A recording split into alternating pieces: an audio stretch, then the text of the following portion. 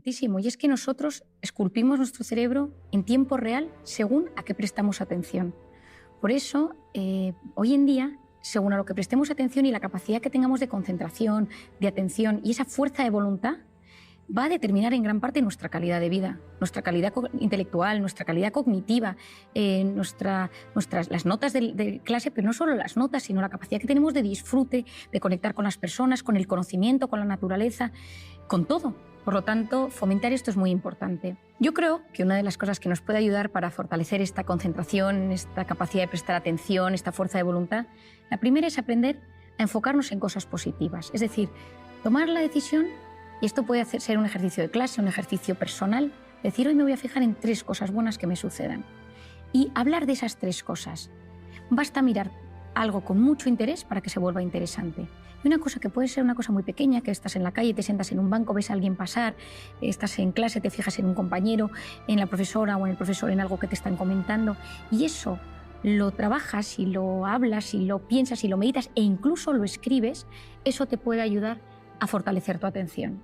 Otra cosa es saborear. Saborear desde los sentidos. A veces estamos aturdidos de tanta hiperestimulación. Entonces de repente comer algo y decir esto sabe, ¿no? Y si hay una mezcla, pues esto aquí hay tomate, aquí hay queso, aquí hay macarrones, aquí hay guisantes. Es decir, ¿a qué saben las comidas? El frenar ese aturdimiento para de repente saborear los sentidos en los niños es algo mágico. De repente decir, silencio, ¿qué escucháis? Un coche de bomberos, un coche de policía, una música, una melodía, el grito de alguien. Eso ayuda a que los sentidos tomen más importancia y yo frene todo para enfocarme en algo particular. Y cuando uno consigue enfocarse en algo particular, está fortaleciendo su capacidad de prestar atención. Enseñar a los niños a discriminar, a saber dónde está el bien y el mal, a saber dar pilares seguros de criterio. Porque si no, te metes en Internet y no sabes dónde está lo bueno y lo malo. No sabes dónde te están engañando y dónde no. Hay un momento que te llega tanto al teléfono que cada día es una noticia, yo todo lo que llega lo compruebo. Hay veces que hay cosas tan surrealistas que digo, esto seguro que es mentira y de repente te das cuenta que es verdad. Pero sé buscar si está bien o está mal.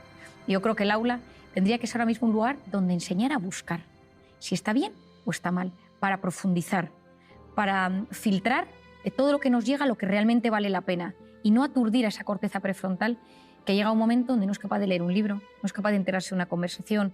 Había un hábito que se hacía en mi casa y es que todos los domingos leíamos todos antes de comer, sentados en el salón de casa con música clásica. Y mi padre, cada uno según la edad que tenía, todos leíamos. Y era algo que fortalecía nuestra lectura.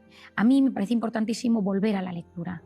La lectura es a la mente lo que el ejercicio físico es al cuerpo. Hay que leer y yo recomiendo leer en papel, porque no leemos igual en papel que leemos en pantalla. En papel leemos con más profundidad y ya lo sabemos hoy en día. Cuando uno tiene el papel, el libro va pasando la página, hay algo que surge en el cerebro donde es capaz de meterse mejor en la historia. Y sobre todo que cuando leemos, por ejemplo, noticias, hay tantos anuncios y tantas cosas que salen que nuestra capacidad de dispersión es altísima. Y esa famosa multitarea, de la que tanto nos han hablado, no es tal. Es una alternancia continuada de la atención.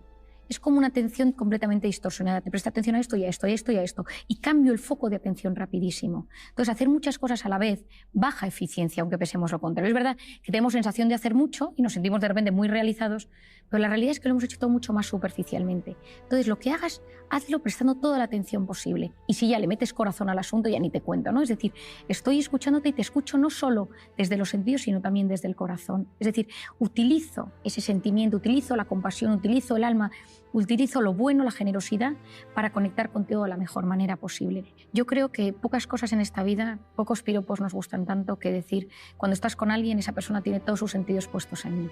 Es decir, hay algo especial que surge, que se transforma, que aparece cuando estás con alguien y que notas que el mundo se para y solo le importa lo tuyo.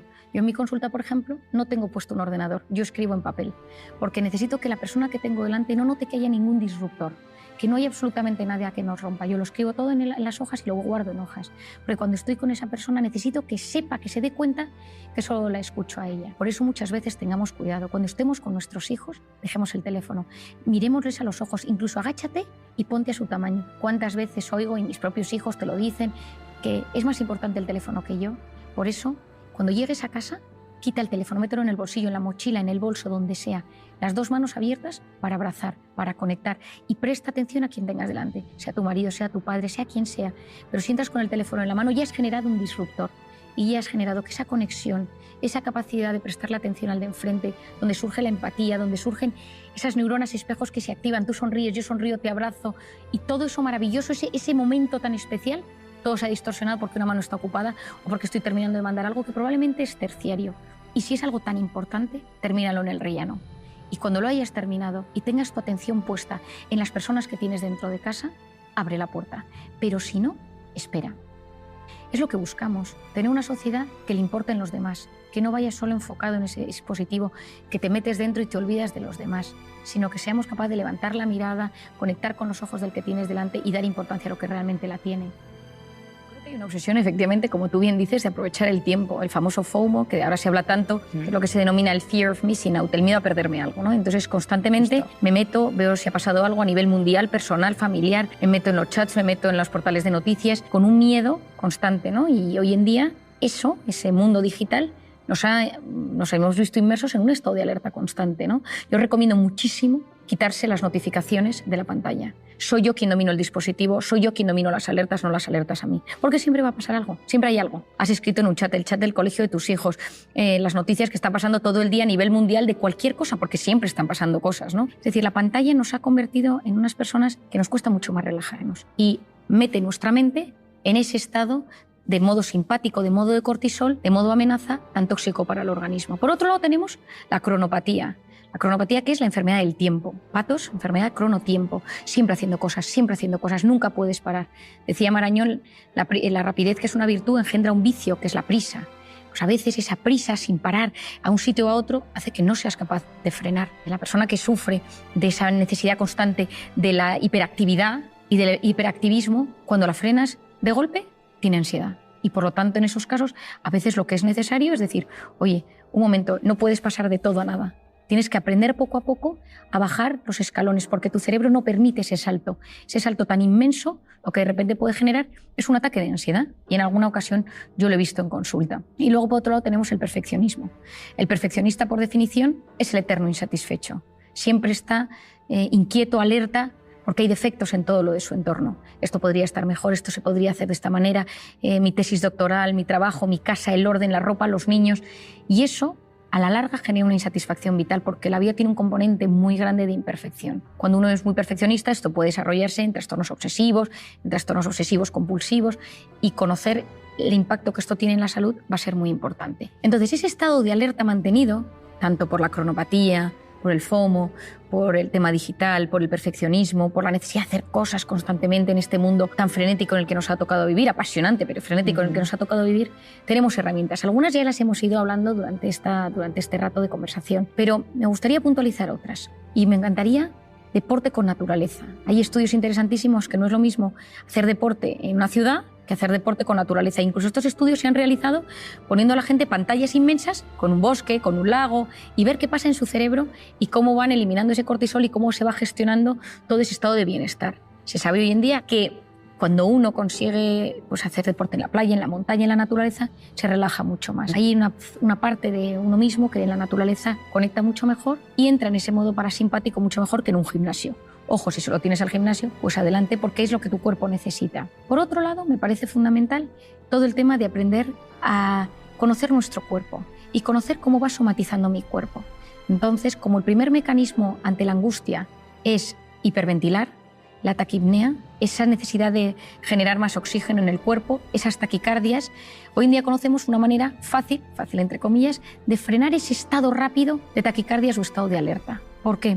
Porque como hemos hablado al principio, cuando yo noto una amenaza, lo primero que sucede es que mis pulmones y mi corazón cambian su forma de latir. De repente meto bocanadas de aire mucho mayores, tengo respiración mucho más entrecortada y superficial, pero lo que sucede es que entra más oxígeno del que debería y todo el cambio del oxígeno y el CO2 en mi cerebro va a generar desde esa visión borrosa, los hormigueos, esa sensación de malestar tan conocida. Es decir, ese estado físico de tantísimo malestar en un primer momento tiene mucho que ver con ese oxígeno y con ese CO2 que sale y entra de forma disruptiva en mi organismo. Por lo tanto, si en ese momento uno aprende a respirar de forma profunda y con conciencia, es capaz de generar un estado de calma dentro de sí. Y esto tiene mucho que ver con varios músculos de mi cuerpo, entre ellos el diafragma, que es el encargado de que todo esto suceda.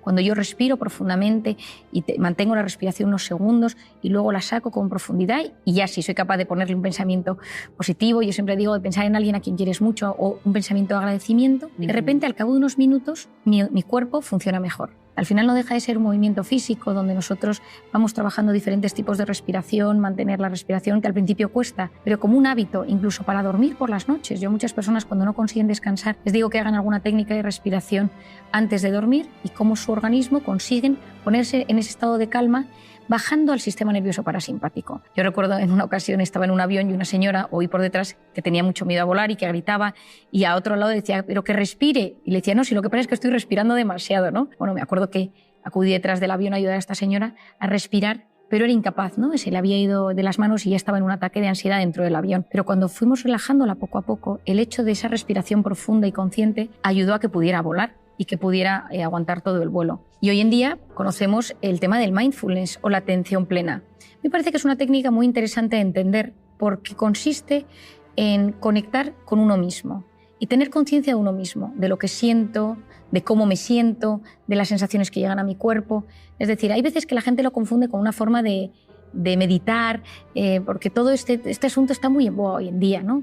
Yo creo que lo importante es que cada uno tenga sus propios mecanismos que le ayuden. Después de tantos años he conocido todo tipo de personas que conectan con diferentes mecanismos, que de repente les ayuda. Y lo que se sabe es que las personas que son capaces de frenar para conectar con uno mismo, con un pensamiento, decirme algo agradable que me ayude a no ser mi peor enemigo, a no hacerme autoboicot, mientras dejo pasar ese cúmulo de pensamientos negativos, ayuda muchísimo. Eso sí, medites, respires, hagas mindfulness, hay dos cosas que van a ayudar a que esto fructifique mejor. Y son dos herramientas, que es la aceptación y el abandono. Esa aceptación a que yo no lo puedo controlar todo.